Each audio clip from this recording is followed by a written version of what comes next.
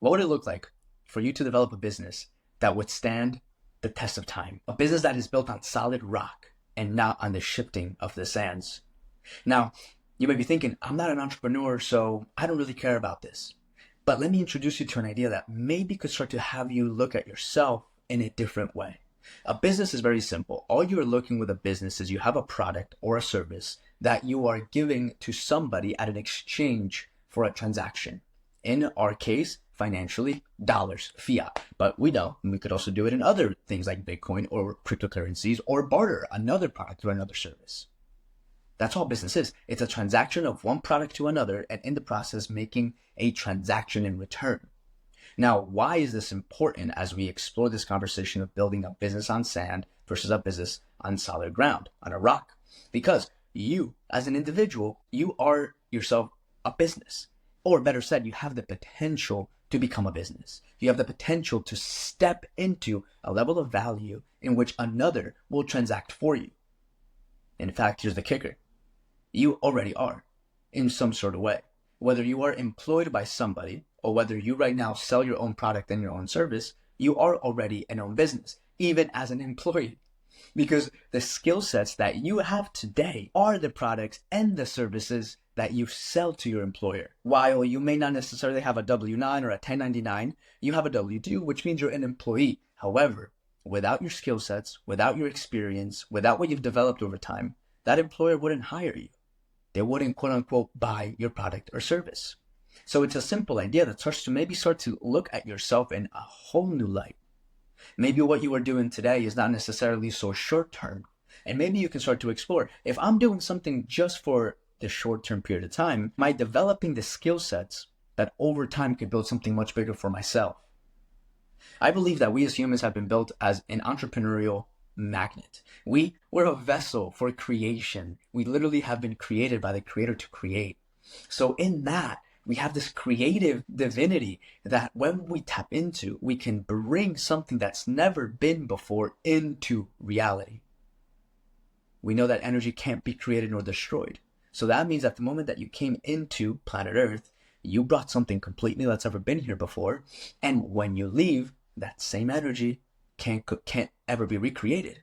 So you have literally come onto this earth with an idea, with a dream, with a goal, with a purpose that nobody else has ever. And when you leave, that idea could also die. Now, at a deeper level, and we won't talk much about this, but if we don't focus on the gift or that idea that is calling at your heart, I believe that it does get passed on to somebody that is taking action on, because God wants us to create. He wants us to expand. Ultimately, he wants us to expand his kingdom. He wants us to be in a way in which we're contributing to society as a whole, not just for ourselves in the short, but also in the long term, the legacy. So with that idea in mind, you may not necessarily be an entrepreneur having your own business today. However, you are still building your own skill sets and values that ultimately get transacted as an employee.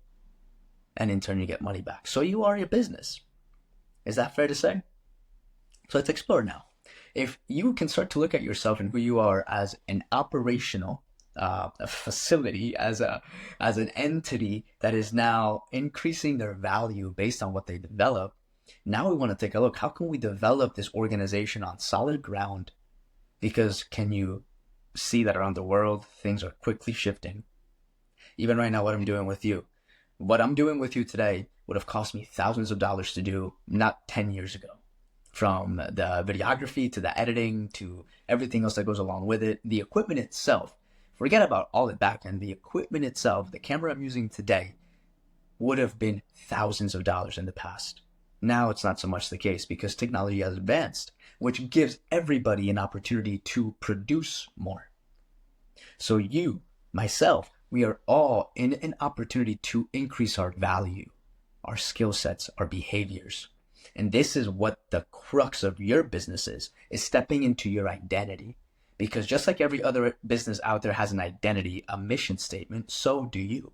And as you develop your own identity, your own mission statement, your vision, your values, you can then step forward into the world delivering your product or your service.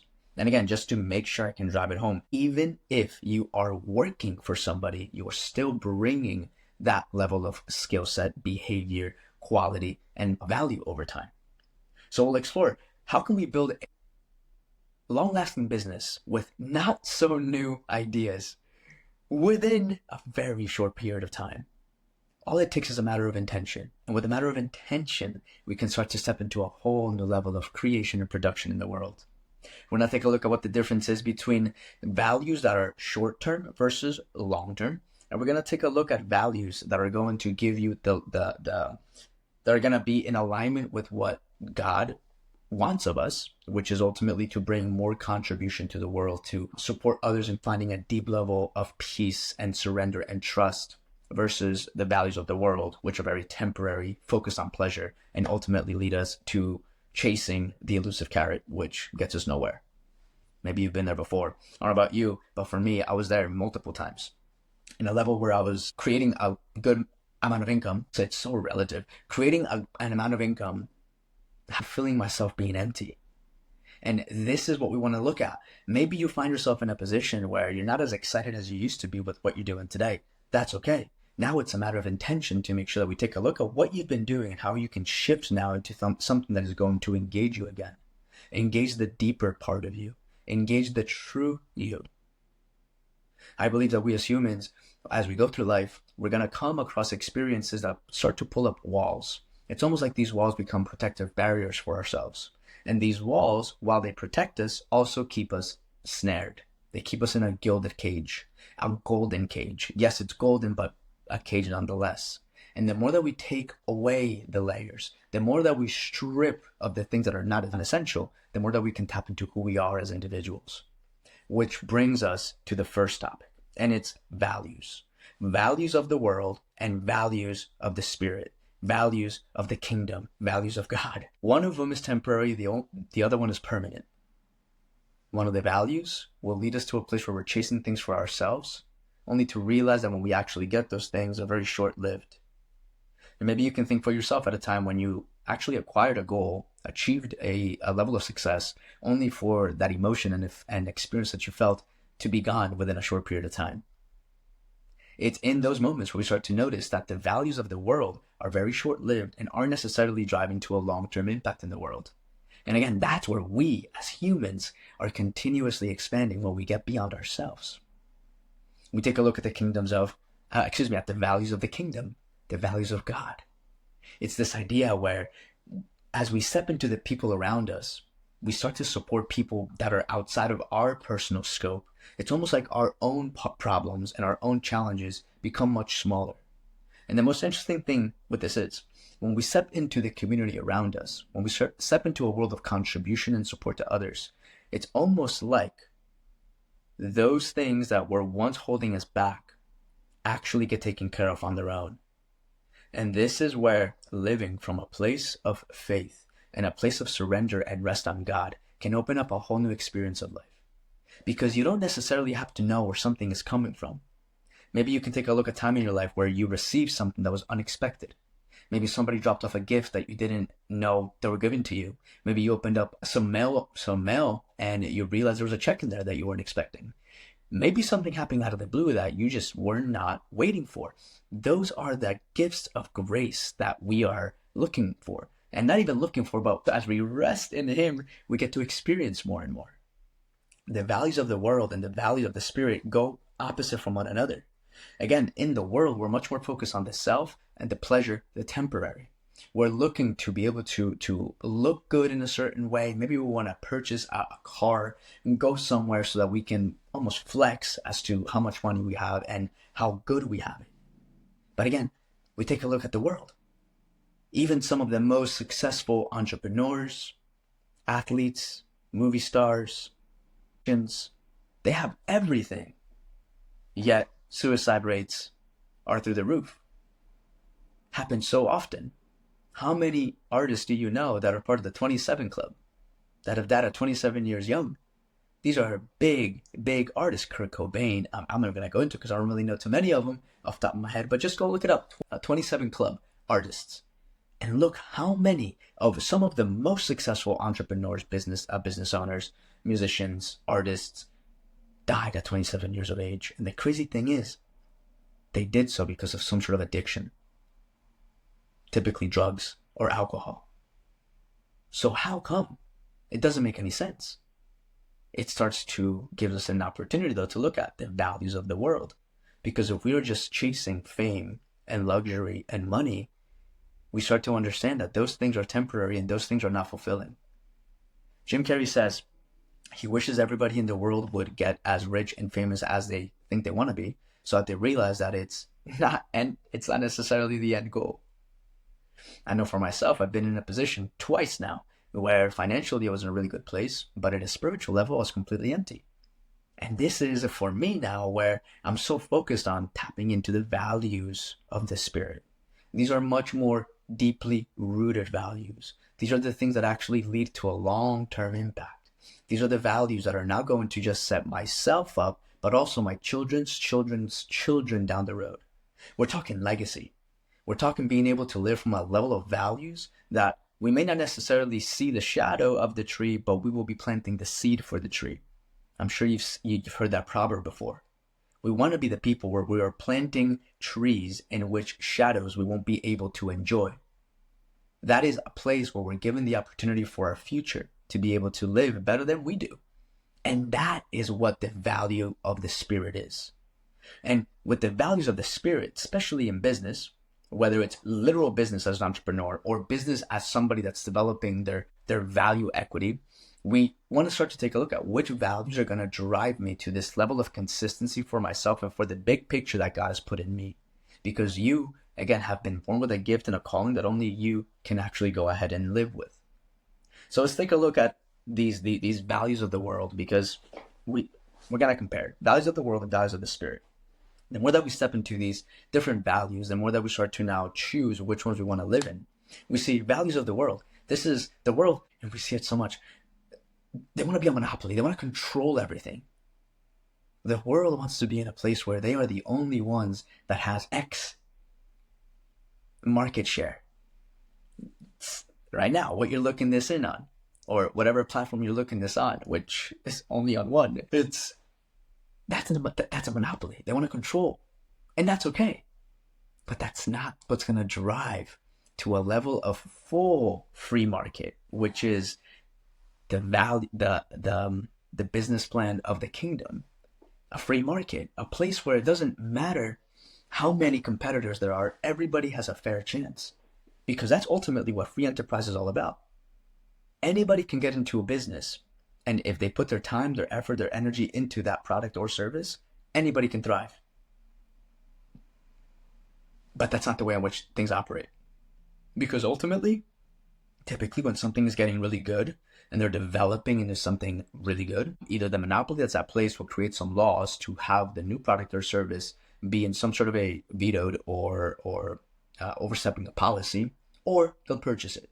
One or the other. A good example of this is actually Telegram.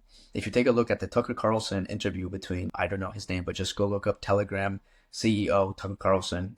It'll pop up. This is a great story of somebody who didn't sell out just for the sake of making money, for the sake of having a life of pure security and safety.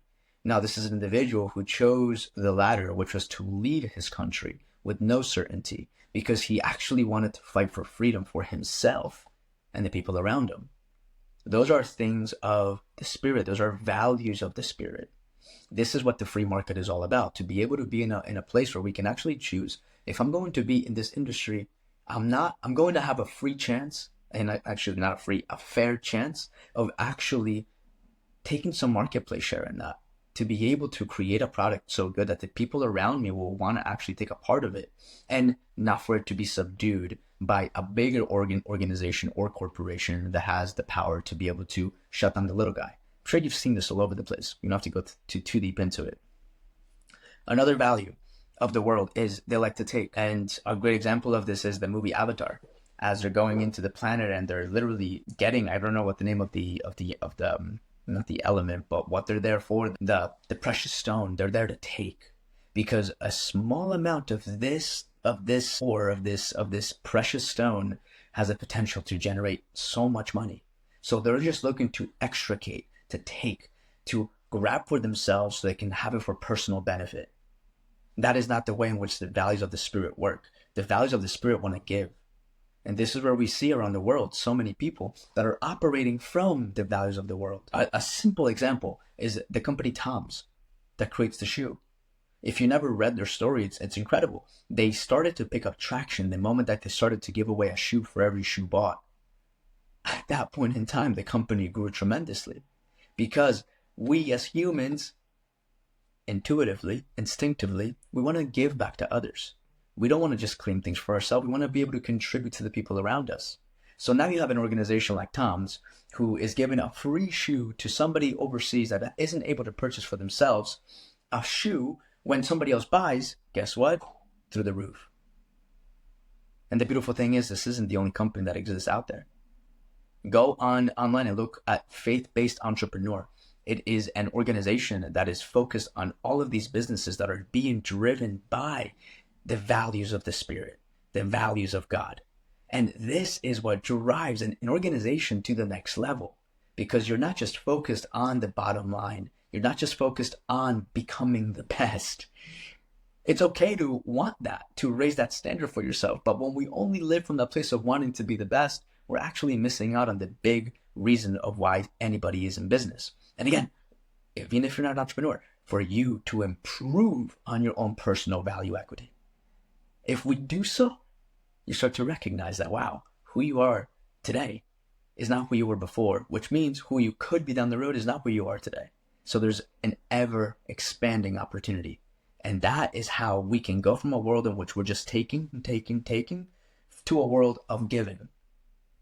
The beautiful part about this is, in the law of the Spirit, we receive in accordance to how we give, which means the more we give freely without expectation, the more we receive. Some people read that and think, okay, so I'm just going to give a bunch, so I'm expecting back in return. You just cut it off. It's not about that. It's about being freely given. So as you are freely given, you're going to get in return. But again, that is a strategy. Your heart posture is the most important part. Because if you're giving away a gift to somebody, when in the back of your mind thinking, okay, in a few months, I just gave you this gift, which means you're going to have to owe me something back in return. That's not a gift. Now you're playing a strategy on relationship. And look in your life. How often have your relationships that have been built on strategy or transactions, how long have those lasted? We can look at it in the same perspective for business. In the world, a lot of companies focus primarily on the bottom line. They want to increase profits. And as they want to increase profits, they will cut on quality, they will cut down middlemen, and they'll do whatever they can in order to increase the bottom line. Now, there's nothing wrong with wanting to grow profits. But when profits is the only thing that we're looking into, this is when a product or a service starts to go down the drain. I'm sure you've seen many companies' products out there that were incredible, and only after they started to gain traction, which is what ideally every business wants to have, they actually start losing market share because people stop using their products or services because the quality has dropped. In the world of the Spirit, it's very different. In God's business plan, being God-owned, He's going to give you ideas that are beyond what you think. He's going to give you avenues that are beyond what the world normally does. This is when you have an idea that is completely outside the box. An idea that was before not visible, however, always present. Which is what we see all the time. Even right now, we're using the internet to send this information all across the world. This wasn't created. This was tapped into. It wasn't just like out of nowhere. Someone's like, oh, let's create the internet. No, somebody realized, whoa, we can send data through this ethereal world in which we move, because you're listening to me right now, not through words, you're listening to me through vibrations that travel through this ether. That doesn't make any logical sense. That's the beautiful part about it, is when we get away from having to find logic in it, is when we step into the miraculous. And that's the way in which the Spirit operates. When we operate in our businesses from that context, we get away from the logic. We step into the miraculous. We don't have to be the ones to figure it out. We allow ideas to come. And over here, in the world, our resources are limited because it is earthbound. In those earthbound resources, we don't have everything available to us, which over here in the Spirit, we do. So it's a key process of really stepping outside of ourselves, because within the world is thinking me first. This goes right in line with the bottom line that we are just talking about. When it's me first, I'm forgetting what the actual purpose of the business or you raising your equity value is all about. Because when you step into the world, into the values of the spirit, you're looking almost as, instead of being me first, it's impact first. The most important thing for a business to look at is, how impactful is this information going to be to the person that is going to be receiving it? That's what makes a successful business from not a successful business. And that doesn't necessarily happen overnight. In fact, the story of YouTube, it started as a dating website. Very shortly after it started as a dating website, the creator said, okay, this is obviously not for dating. We're going to adjust based on what people are using it for. That is what it looks like to create a business that is built on impact. For you to be mindful for, if I'm going to be developing this skill set, how is it going to impact the organization I'm going to be working with or the organization I'm going to be building? For us to be mindful for, focusing in on those impact traits instead of just me first is going to give you a whole new level of sustainability in the long term.